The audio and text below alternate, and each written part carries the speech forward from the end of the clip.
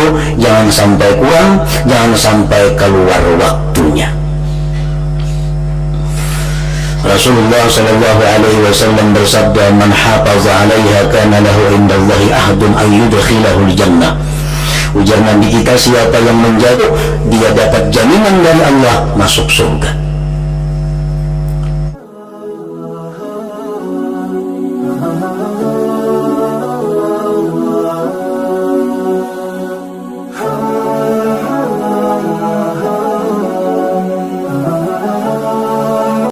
Wa'lam anna al-ummata law ijtama'at ala an yanfa'uka bi syai' lam yanfa'uka illa bi syai'in qad katabahu Allah ta'ala laka wa in ijtama'u ala an yadurruka bi syai' lam yadurruka illa bi syai'in qad katabahu Allah ta'ala 'alaik wafi'atil aqlam wa jaffatis suhub. Rawahu Tirmidzi wa qala haditsun hasanun sahih. Hadis yang ke-19 ini dari Abdullah bin Abbas, atau seringkali disebut dengan Ibnu Abbas radhiyallahu anhuma. Sebagaimana kita mengetahui bahwa Abdullah bin Abbas ini atau Ibnu Abbas ini sepupu sekali dengan Rasulullah sallallahu alaihi wasallam. Beliau berkata, suatu hari aku membuncing Rasulullah sallallahu alaihi wasallam. Artinya satu hari, ujar beliau, aku umpat di belakang kendaraan Nabi, tunggangan Nabi, bagal.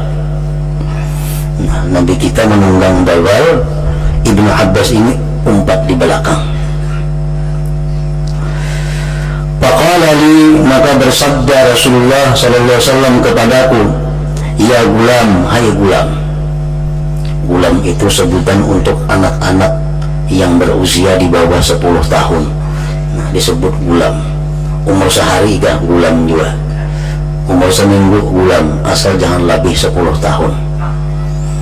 Rencak biasa orang bertasmiyah sama itu kak ya gulam. Nah, ya itu. Ya gulam, wahai gulam.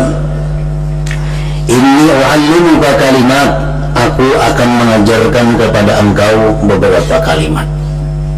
Jadi Ibnu Abbas waktu itu umur beliau belum sampai 10 tahun. Karena itu Nabi menyebutnya, memanggilnya dengan ya gulam tadi. Aku akan mengajarkan kepada engkau beberapa kalimat. Ini sambil berjalan di bagal tadi. Yang pertama, ihfazillah yahfazuka.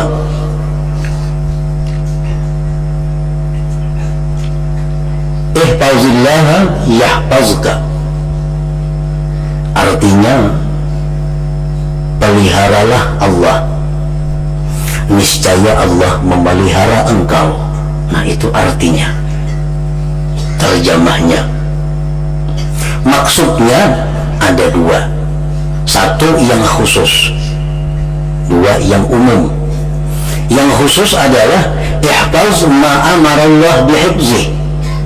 Peliharalah, jagalah sesuatu yang Allah memerintahkan menjaganya. Artinya pelihara apa-apa yang disuruh oleh Allah pelihara. Jaga apa-apa yang disuruh oleh Allah untuk menjaganya. Nah, para muhibbin rahimakumullah, bila mana kita bisa menjaga apa yang disuruh Allah jaga, Allah akan memelihara kita, Allah akan menjaga kita. Contohnya, yang mana Allah menyuruh kita menjaga, memelihara. Allah subhanahu wa ta'ala berfirman, hafizu ala salawat. Peliharalah, ujar Tuhan, jagalah sembahyang 5 waktu itu. Ini secara khusus Allah subhanahu wa ta'ala memerintahkan kepada kita untuk memelihara sembahyang yang 5 waktu. Dipelihara dari apa? Jangan sampai dalam sehari semalaman kurang daripada 5. Jangan sampai sembahyang 5 waktu itu dikerjakan di bukan waktunya. sembahyang zuhur, taka asar, maghrib, taka isya tanpa ada alasan yang dibolehkan oleh syariat.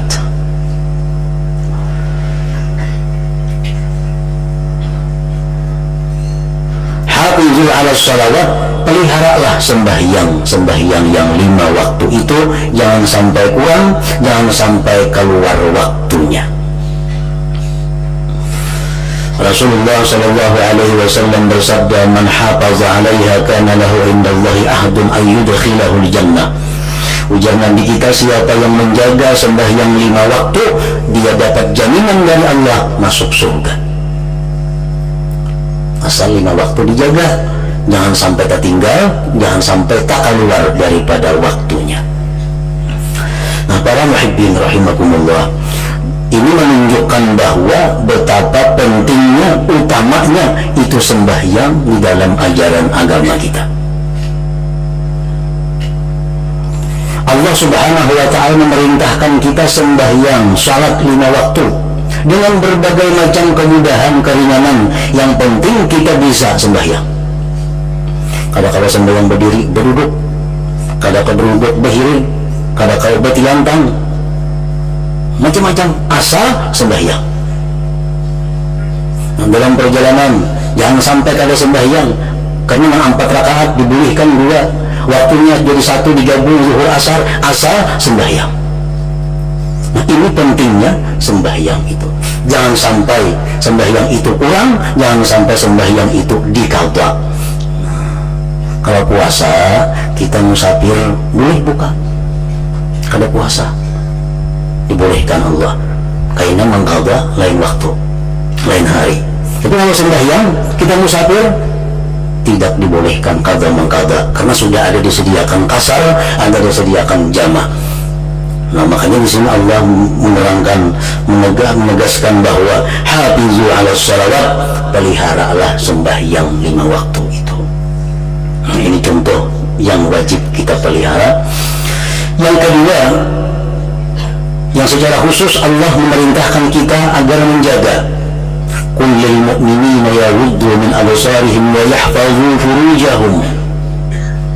Katakan wahai Rasul bagi orang yang beriman agar mereka memejamkan matanya daripada yang haram dan memelihara, menjaga kemaluan mereka daripada yang tidak halal. Di sini menegaskan, mengutamakan bahwa termasuk yang sangat penting dalam beragama itu adalah memelihara, menjaga kemaluan, jangan sampai digunakan kepada yang diharamkan Allah subhanahu wa ta'ala. Seperti contohnya zina. Zina laki-laki dengan perempuan. Yang diharamkan lagi liwat. Liwat itu laki-laki dengan laki-laki. Yang diharamkan lagi sihak. Sihak itu perempuan dengan perempuan. Nah, Allah menegaskan secara khusus dalam Al-Quran agar kita menghindari itu, menjaga kemaluan kita jangan sampai digunakan kepada yang dilarang Allah subhanahu wa ta'ala. Rasulullah sallallahu alaihi wasallam bersabda, man hafiza ma baina lahyaihi wa ma baina rijlaihi dakhala al-jannah. Siapa yang mampu menjaga mulutnya, menjaga kemaluannya, maka dia masuk surga. Jaminan dari Rasulullah sallallahu alaihi wasallam. Nah, para muhibbin rahimakumullah, para ulama mengajarkan kita bagaimana cara kita menjaga kemaluan kita jangan sampai digunakan kepada yang diharamkan. Satu caranya adalah dimulai dengan menjaga mata. Dimulai dengan menjaga mata. Makanya sebelumnya Allah berfirman, qul lil mu'minin yaghuddu min absarihim. Pejamkan mata dari yang diharamkan Allah. Karena dari mata itulah, dari mata yang digunakan kepada yang haram akan membawa kepada menggunakan kemaluan kepada yang diharamkan Allah.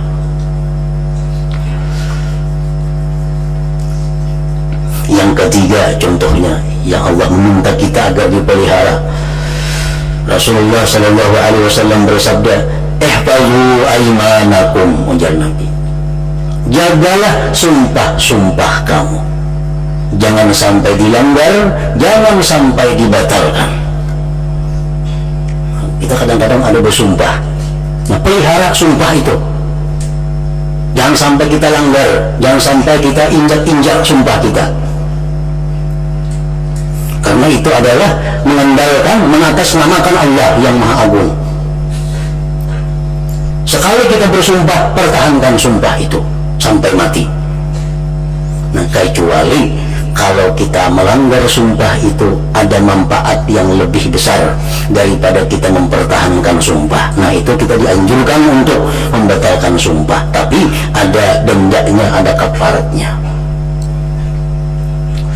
Saudara-saudara kita, kawan-kawan kita yang jadi pegawai, yang jadi pejabat, yang mana menggunakan sumpah, nah, jaga sumpah itu jangan sampai dilanggar, karena ini berakibat kepada mati su'ul khatimah, berakibat mati kepada su'ul khatimah, mati kada membawa iman, karena terlalu sering melanggar sumpah nama Allah Subhanahu wa Ta'ala.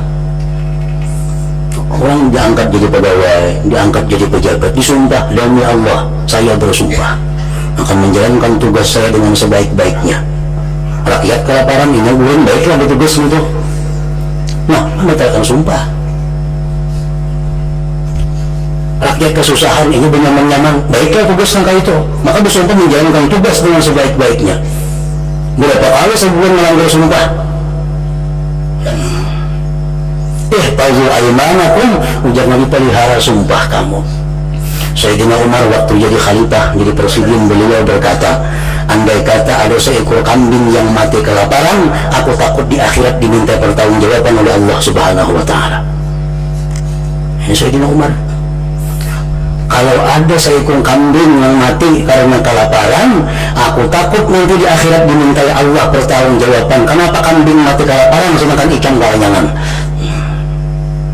Apalagi manusia yang mati kelaparan. Di situ kemari orang mati kelaparan, ampun wilayah kekenyangan. Nah, jelas sudah itu melanggar sumpah, karena kalian menjalankan tugas dengan sebaik-baiknya. Jadi macam mengkaya saudara-saudara kita menggunakan sumpah untuk mendapatkan satu pekerjaan, satu jabatan, hendaknya memperbanyak bayar kafarat sumpah. Apa kafarat sumpah? Memberi makan 10 orang miskin, masing-masing miskin 1 mud diberi makan. 1 mud itu kita anggap sekitar,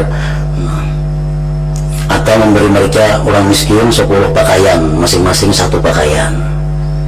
Namun kadakawa puasa 3 hari. Itu untuk pelanggaran sekali sumpah. Hari-hari melanggar sumpah, ya apa?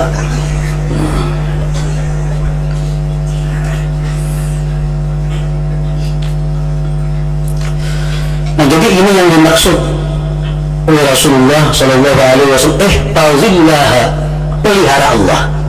Artinya pelihara apa-apa yang disuruh oleh Allah, pelihara. Yahfazuka, Allah akan memelihara engkau. Arti engkau itu bukan hanya kita, nafsaka wa ahlaka wa waladaka wa malaka.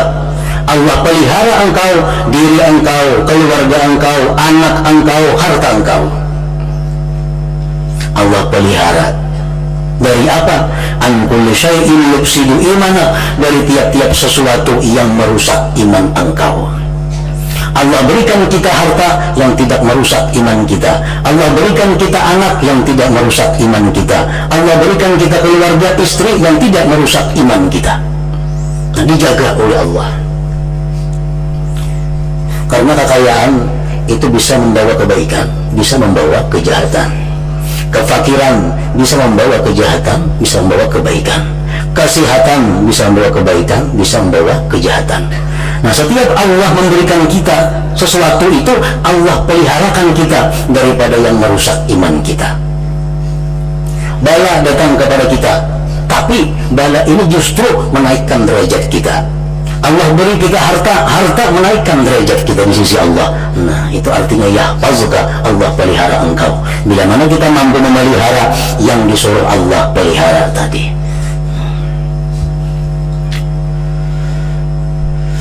Dalam hadis qudsi Allah Subhanahu wa Ta'ala menyatakan, inna min ibadi man la yuslihu imanahu illa wa faqru wa in basattu alaihi afsadahu dhalik. Ini orang-orang yang dipelihara Allah.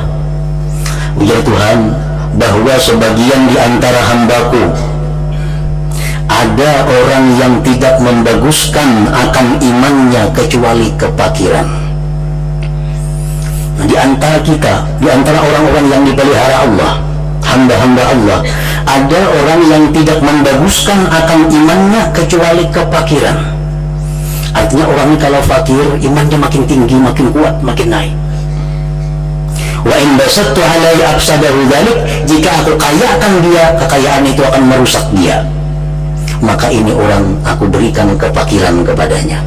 Nah, agar imannya selalu naik kepada ketinggian, imannya selalu bertambah. Inna min ibadi man la yuslihu imanahu illa lawina. Ada ujar Tuhan di antara hamba-hambaku yang tidak membaguskan akan imannya kecuali kaya. Orang ini kalau ini miskin bahaya. Kalau kaya ini orang dia tambah takwa. Kalau ini kaya ini orang tambah tinggi derajat di sisi Allah. Nah, karena orang ini disayang Allah, dipelihara Allah, Allah kayakan dia.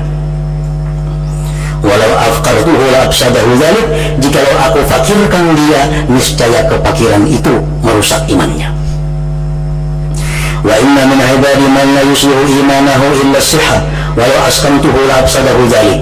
Di antara hamba-hambaku ya Tuhan, ada orang yang tidak membaguskan imannya kecuali sihat.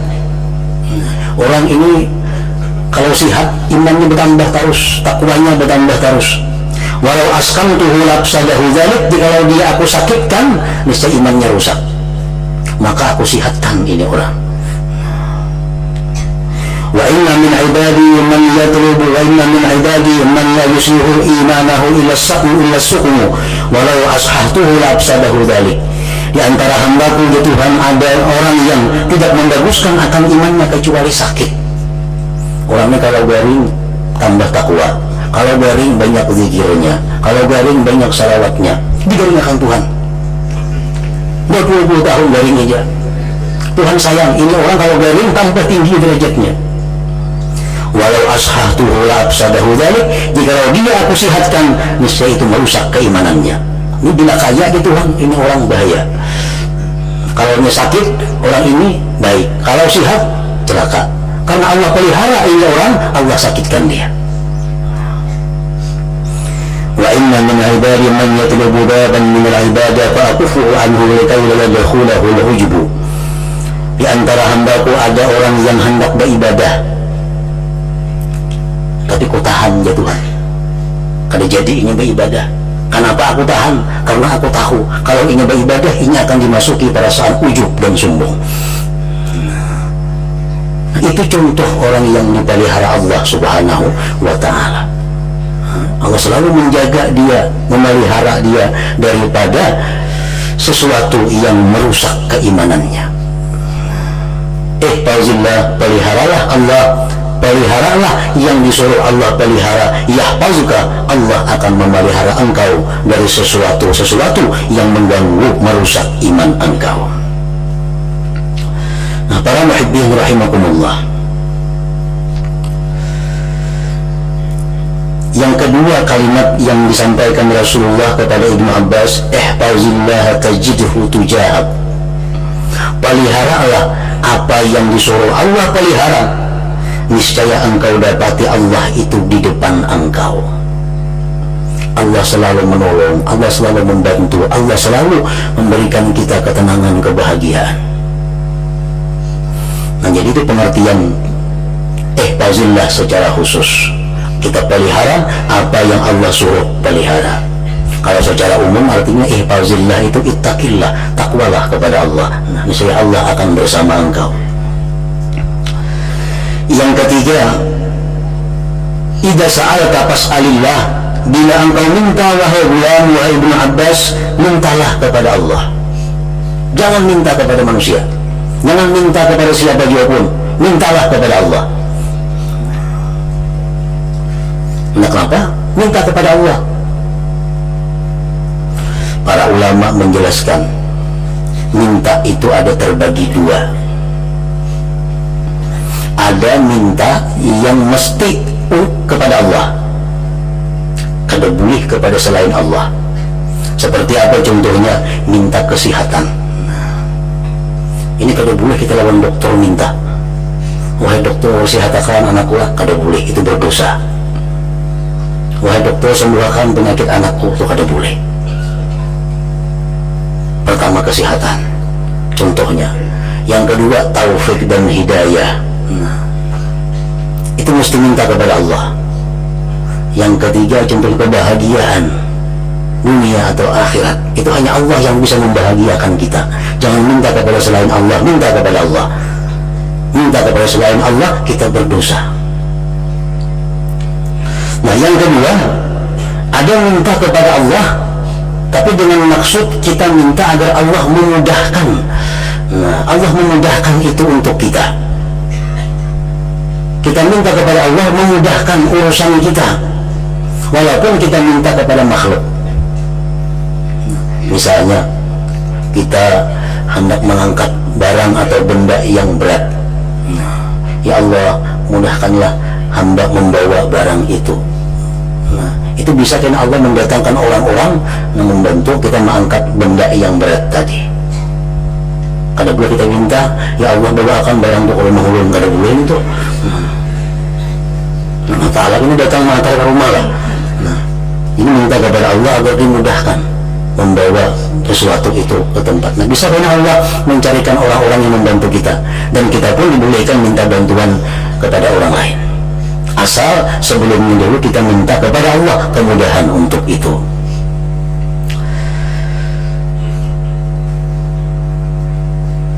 Yang keempat, wa idza sta'anta fasta'in billah.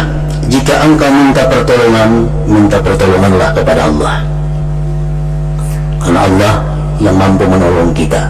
Selain kita itu hanya merupakan sebab, hanya merupakan ikhtiar. Sebenarnya yang bisa menolong kita itu adalah Allah Subhanahu wa Ta'ala. Dalam surat Fatihah Allah mengajarkan kita bagaimana kita supaya ditolong oleh Allah. Di situ Allah mengajarkan iyyaka na'budu wa iyyaka nasta'in. Hanya kepada Engkau kami menyembah, hanya kepada Engkau kami minta tolong. Hanya kepada Engkau kami beribadat, hanya kepada Engkau kami minta tolong. Artinya apa? Sebelum kita minta tolong, kita beribadat dulu. Makanya doa yang dikabulkan Allah, doa sesudah sembahyang fardu. Kenapa? Karena kita beribadat dulu. Jangan langsung Allah hamba minta tolong, jangan. Baca kalimat-kalimat atau ibadah apa laksanakan dulu, baru minta pertolongan kepada Allah Subhanahu wa Ta'ala. Bersedekah itu ibadah. Jika kita bersedekah, kita minta tolong kepada Allah. Nah, lebih cepat dikabulkan, ditolong oleh Allah Subhanahu wa Ta'ala. Kemudian yang kelima, wa'lam anna al-ummata law ijtama'at ala an yanfa'uka bi syai'in lam yanfa'uka illa bi syai'in qad katabahu Allah laka. Ketahuilah wahai gulam, bahwa seluruh makhluk jikalau sepakat, jikalau bersatu memberi manfaat kepada engkau, tidak bisa memberi manfaat kepada engkau kecuali dengan sesuatu yang sudah ditulis, ditetapkan oleh Allah Subhanahu wa Ta'ala. Seduniaan orang mendukung kita, seduniaan membantu kita, kada akan bisa berhasil kecuali sesuai dengan ketentuan Allah Subhanahu wa Ta'ala.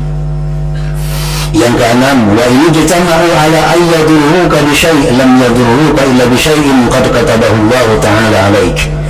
Jika sepakat seluruh makhluk ingin memudaratkan engkau, ingin membahayakan engkau, mereka tidak mampu memudaratkan engkau kecuali dengan sesuatu yang sudah ditetapkan oleh Allah Subhanahu wa Ta'ala.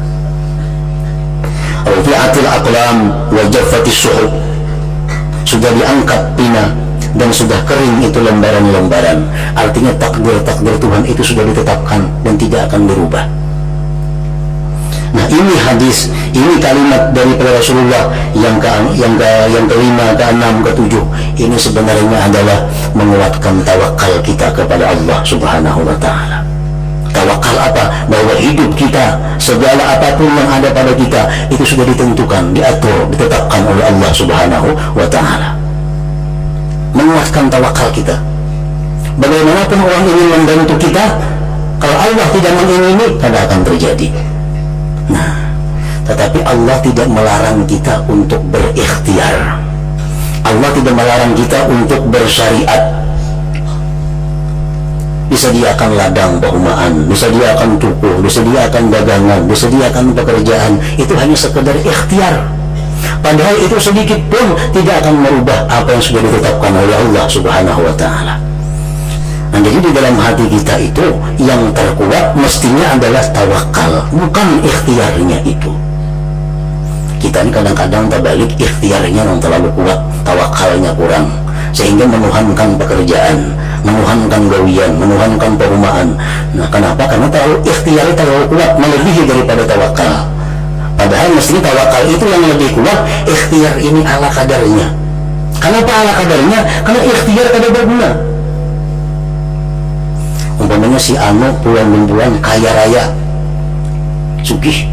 Kenapa ini sugih? Ini berdagang, apa misalnya berdagang beras umpamanya. Lalu ini sugih.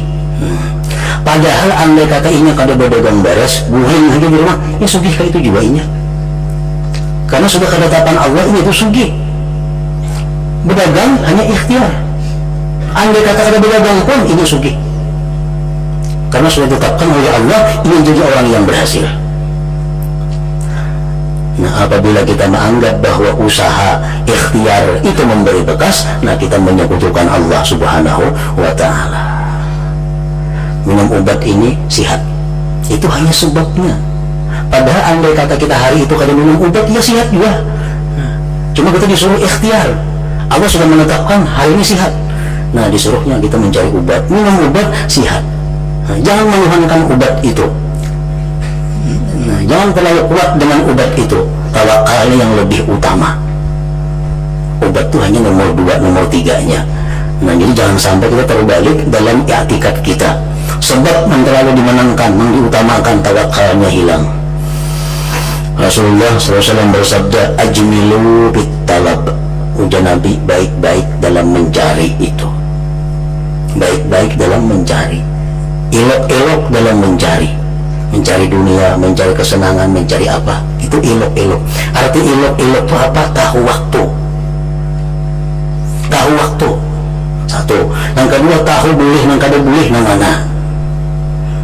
Bagaimanapun kita berusaha pintarnya, kuatnya, kada akan merubah rezeki yang sudah diberikan Allah melalui qada dan qadar itu. Kada akan bisa merubah. Mati-matian kita berusaha, tetap dapatnya kada melebihi dari yang ditentukan Allah. Nah, oleh karena itu tawakal itu yang mesti kita menangkan dalam hati kita daripada ikhtiar atau sebab tadi. Nah, jadi 7 macam itu yang disampaikan Rasulullah SAW kepada Ibnu Abbas radhiyallahu anhu waktu itu beliau berumur belum genap 10 tahun. Nah, mudah-mudahan kita dapat mengamalkan apa yang diajarkan Rasulullah SAW ini. Bila hadratin Nabi SAW al-Fatihah.